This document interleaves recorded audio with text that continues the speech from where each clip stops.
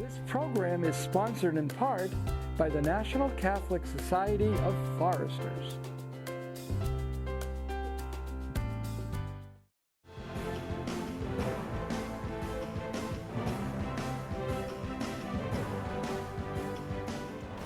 Hello again and welcome to Looking at Social Justice.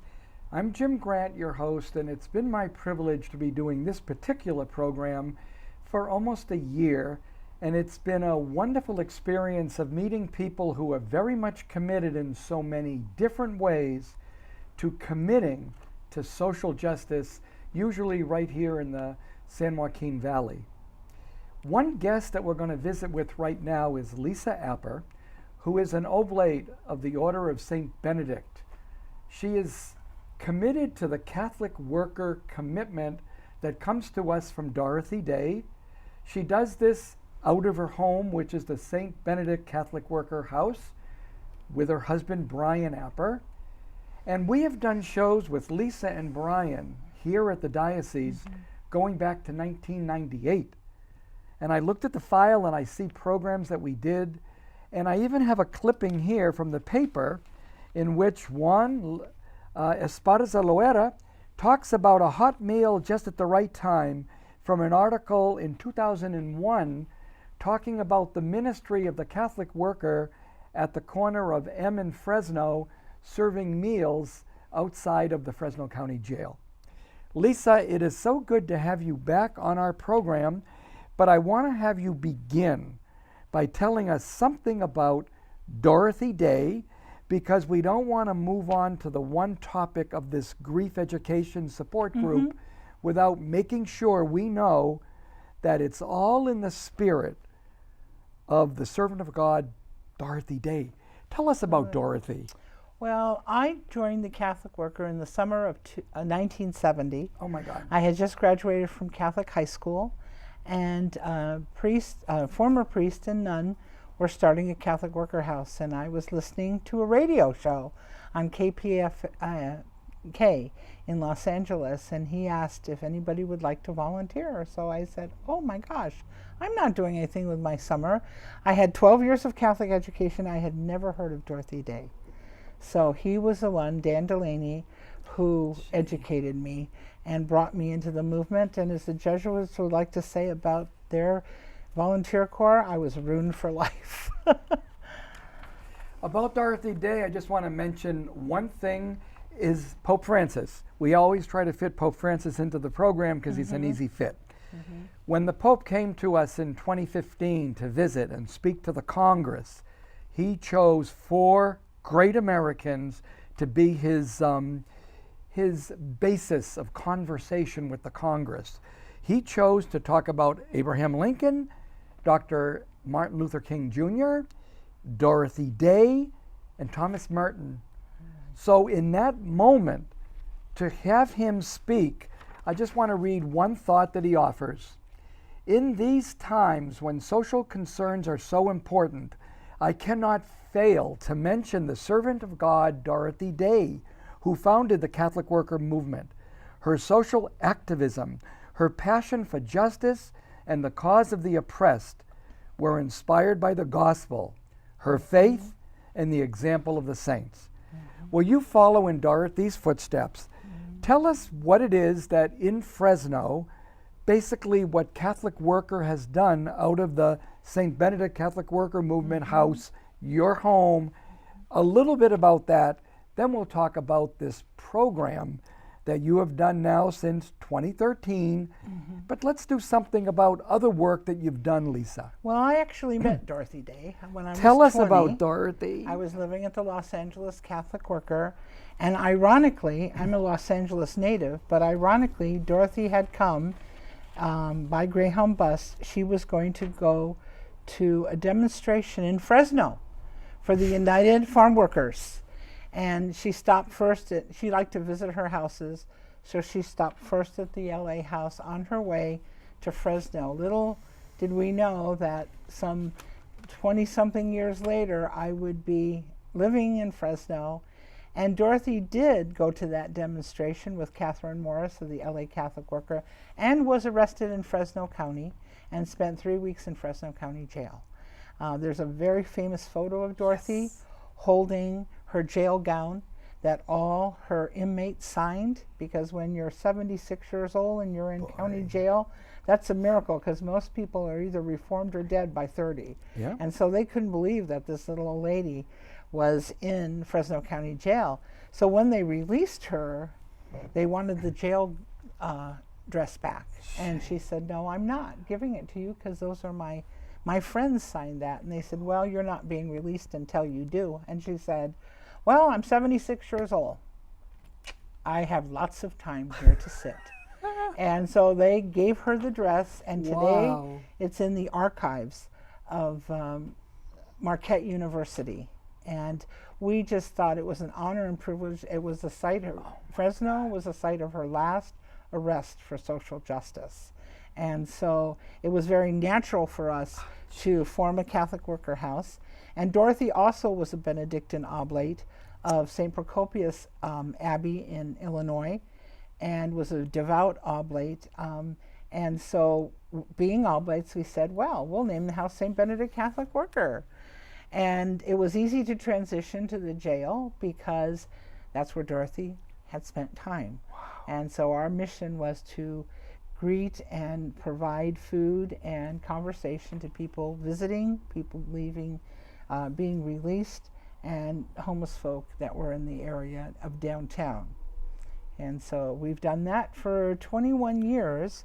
We're on a sort of hiatus because my daughter developed cancer, and so we've branched out into other things, and very once in a while we'll have a presence at the jail. But when we do, the Fresno County Sheriffs are very welcoming, and we actually serve on the porch of the jail, and so that's good. You know, this conversation we're having now does remind me from 2002, 2004, 2006, different programs in which you were able to talk about these commitments that you were engaged in then. Now, the program today does want to dedicate the next 20 minutes to something that has been your main commitment, it seems, since 2013. It's a very focused ministry of grief education and support. Now, you wrote an excellent article in the March 2018 issue of Central California Catholic Life, which everyone should be reading. The issues are only getting better and better. They are. Lisa will be writing an article in the very next issue, which is the summer 2019 issue. She keeps us abreast of what's going on in social justice at the moment. So what she wrote then, and that'll be your bridge to get into the talk today, Lisa. Comforting the Sorrowful, the St. Benedict Catholic Worker Grief Education and Support Group. And you begin with this wonderful introduction to a certain Peggy, who is not my Peggy, it's a different Peggy. And you have her be the one who presents to the reader the classic person who is enduring or suffering a great loss. So why don't you begin with how Peggy becomes a way to communicate all that you're doing in these 12-week courses on grief support. Introduce us to the program. Well, I'm going to do a little bit of a backstory. You know, Liz McAllister, a very dear friend of mine and activist, once said, we're only limited by our imagination. And I think for the Catholic Worker, we're only limited by our prophetic imagination, what we can do to serve those in need. Not just those who are materially poor, but those who are in need. And so beside our soup line, we've done, like you said, many things during the year. During the years that we've been in existence since 1997, but in 2010 we took on hospice for one of the sheriff lieutenant's mothers.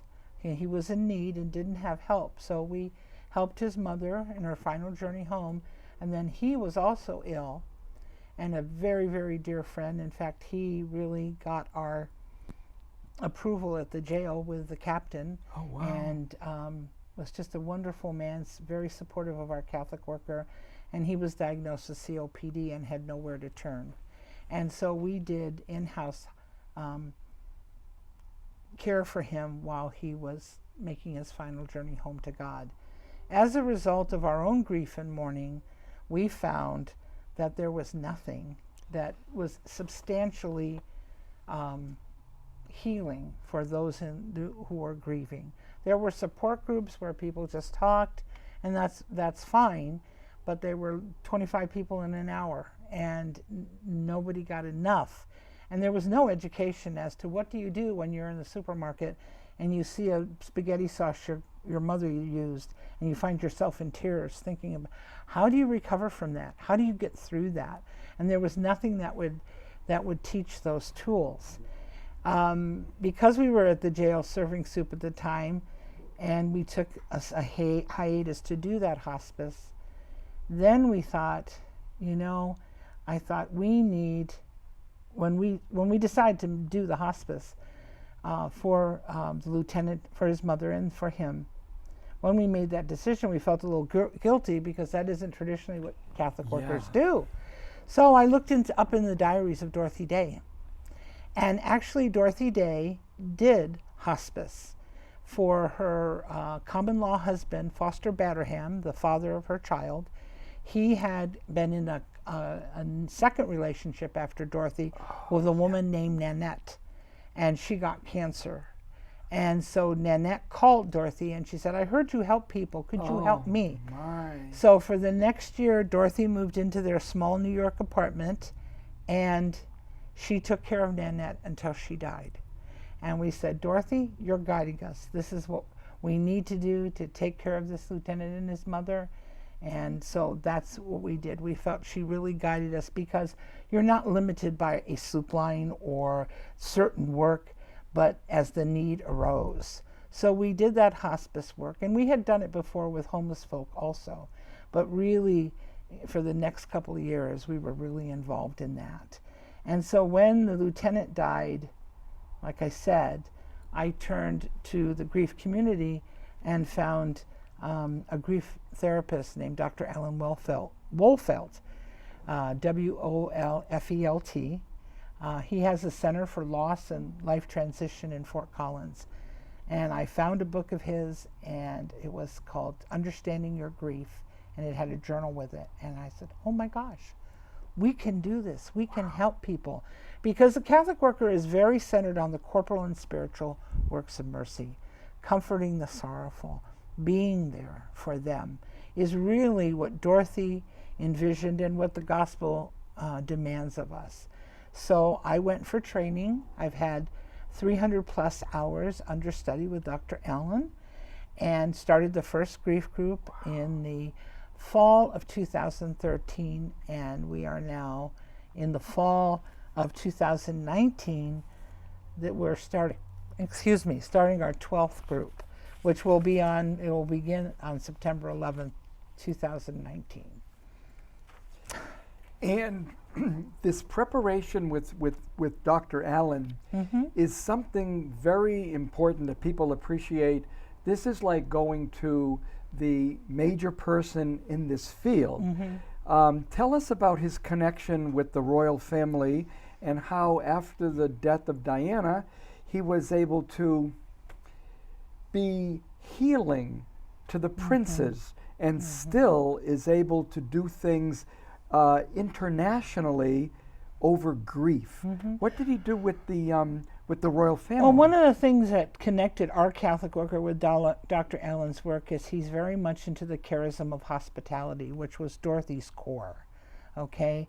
Being hospitable, where people meet and strangers become friends, and grief work is very much like that. It was that approach, and the fact that he's internationally known. When Princess Diana died, as we all know, they had flowers, thousands and thousands of flowers and cards and pictures and mementos, and they didn't know what to do with them. And so Dr. Allen advised the royals to collect all the cards and memorabilia, and they have a room in Buckingham Palace where some of the work is mounted and some of it's in file drawers, and when the princes miss their mother, they go in there and spend time and read the cards for people who loved her and whose life she changed and who admired him and wanted to give comfort to them. And that to me was so amazing, that hospitality of the heart, that really reaching into people and in their darkest hours and saying, there is hope and your mom is with you and you can go to a place where you can experience healing. And I wanted to do that for others. So you connected yourself with a major person over this ministry.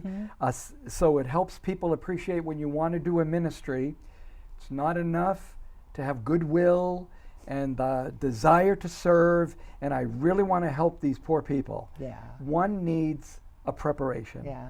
So you're under a mentor, but then he also comes with the program, the book and the journal, which then I guess gives you your curriculum. Yes, it does. Tell us a little bit about how those 12 weeks with this limited group of people is able to enjoy, and bad word, to experience a gradual healing. Because what Bryan wrote once is he sees them come in broken, despondent, crushed, but 3 months later, because of the ministry, they are not suddenly, but gradually opened up, partially healed, partially reconciled to their loss. Tell us what happens. How does it happen with the resources from Dr. Wolfert? Well, I really appreciate your words, Jim, because traditionally Catholic workers is you knock at the door, you volunteer, you work in the soup line, you don't need any education. People tell you, just love of the Lord. But it became, because we had our soup line in front of the jail, and we encountered many people, homeless, sheriff's officers, all kinds of people visiting the jail, people leaving, inmates released, all in need of something more. We gave them a cup of soup, we gave them bread, but they needed more. And so when my parents died, they willed me some money, and I had a bachelor's degree, summa cum laude, from Creighton University, and never had gone to graduate school. And at 45 years old, wow, I decided to go. It was scary. So I went to Loyola University in New Orleans and went to graduate school and concentrated on pastoral care and counseling. I wanted to do another major, but my advisor said, no, you really need to do this. And so I took his advice, and I spent 5 summers in New Orleans. Never saw New Orleans, by the way, because I was so busy studying. I graduated first in my class of 350 graduate students. Oh my godly. And so I was very proud of that, only because the people who come to us, whether it's a group that we conduct or I do individual pastoral counseling, they're going to get the best help that they can get that's available. They're not going to get something that, oh gosh, on the fly, but something that will truly help them. And so with our grief education and support group, you're right. Sometimes, like the last group we graduated just recently, the first night, it was just, because a lot of the deaths were recent, within 2 or 3 months. And oh my gosh, I said to God, they're on the ledge. And they really were on the ledge. What I referred to as on the ledge. They were just so filled with grief they couldn't even speak. And you're right. And I told them, just coming in the doors of the Catholic Worker to be here as part of this group takes such courage. And I really, really applaud that you came. And it doesn't mean that life is going to go smooth when you go through this. But you're going to have the tools, you're going to have the support to get you through that moment, that day, that week, that anniversary. And I saw that because as they began to open up and share about their loved one and were able to laugh about some things. Joe Biden said it, great Catholic, but he, in his book about his son, Bo, he said, you're on the road to healing when the memory, when you recall a memory of your loved one, and the first thing you do is smile.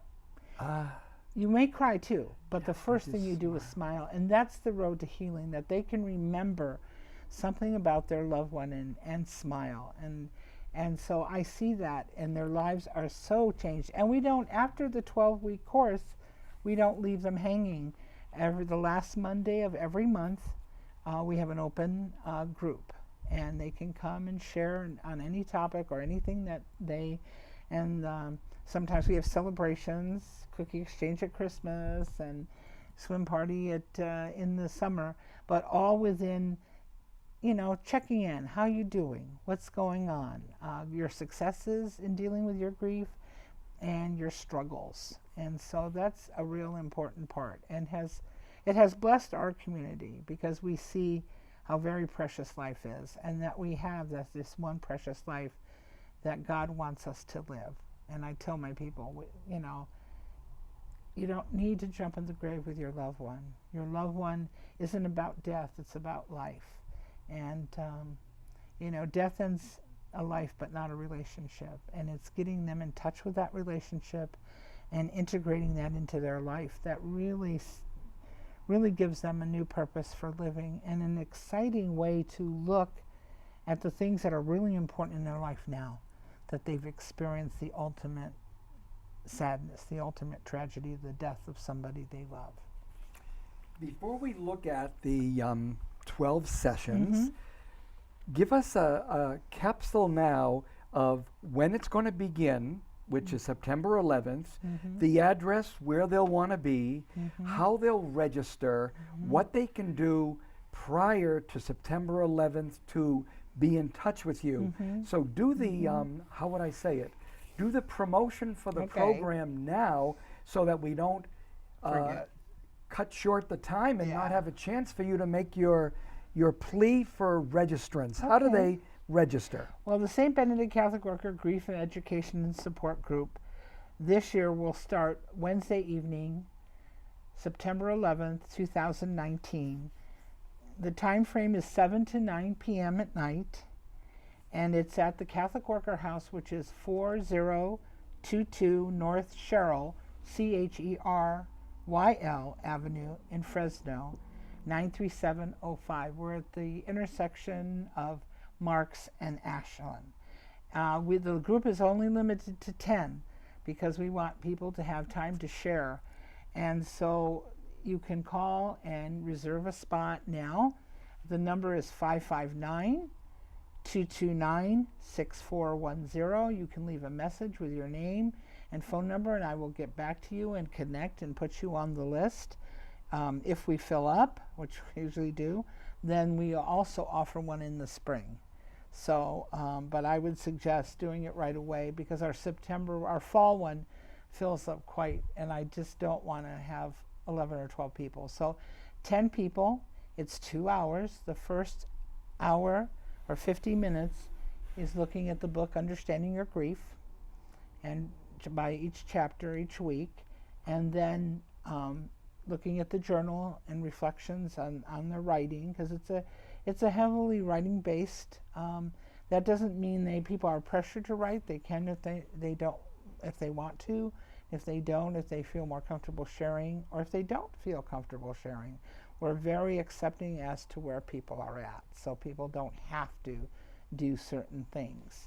And and so it is a close-ended group. Once the group is formed, we don't have anybody come in, because it really destroys the sacredness of the group and the confidentiality. And when people come, they want to feel safe. So whatever 10 people we get on that first night of introduction is who we stay with for the 12 weeks. And people are very appreciative of that. I'm so glad that I was so smart to make sure we had those 2 minutes of promotion, because now we have 3 minutes to be able to maybe give us whatever most salient points of the 12 weeks, introduce us to some of the process. I think the titles of some of the evenings really caught my imagination. You might only have 3 minutes, but Lisa, tell us a little bit about where the 12 weeks go. Well, It's really the first one. The first session is an introduction to what we're going to look at. And then the very first session is open to the presence of your loss. We come from a society which is heavily mourning avoidant. It's not death avoidant, it's mourning avoidant. We don't want to look at loss. We want to put it away. We want to hide it. You'll get over it, or time heals all wounds. Time doesn't. Time doesn't do a damn thing, except in the sense that the intensity might lessen. But as far as your grief is concerned, if you aren't open to that loss and exploring those feelings of sadness and anger, it will only be pressed down inside you and come out some other way. That's the whole definition of depression, is to press down. Let me throw one of the words at you. And Okay. misconceptions about grief. What might be one misconception about grief? Gosh, there's so many. I would say that misconception about grief. Gosh, there's so many. I'm thinking. Gosh. What about the one that says, you are not crazy? Recognize you're not crazy. Let's go back to the misconceptions of grief, because my mind was kind of flooded. One of them was what I just said, that time will heal. Yeah. You know, if a person loses their partner of 53 years, their bereavement leave in the marketplace is 3 days. And we don't give people time to process. We want them to hurry up with their grief. Yeah. Things that people will say, well, he's in a better place. Yeah. You know, people will say things, and really at that time, you feel your better places with your loved one. And so we teach people that that's not true, and how to respond to that. How do you respond to that? That grief will go away eventually, and it doesn't. It's something you can integrate into your being and person in life, but you will always grieve the loss of that person. My husband and I were there when Robert Kennedy was shot 51 years ago this week. And last year was the hardest anniversary for us, the 50th, probably because of the current political climate, and we see what we lost. But I told my grief group it was very hard to manage that day, and I had to reach in my bag of tools and really work hard at processing that loss, because even 50 years later, those tears came. 50 years later, those regrets came. All those things came flooding back as if it was yesterday. Now, did I stay in that? No. Dr. Ellen taught me, and as we teach our participants, that it's a choice that you make to pick up a tool, to call a friend, or to write, or to do the art, or whatever it is to get it out. Thank you, Lisa. We are so glad you were here again after so many years. God bless. Thank you. See you next week on Looking at Social Justice. Thank you so much.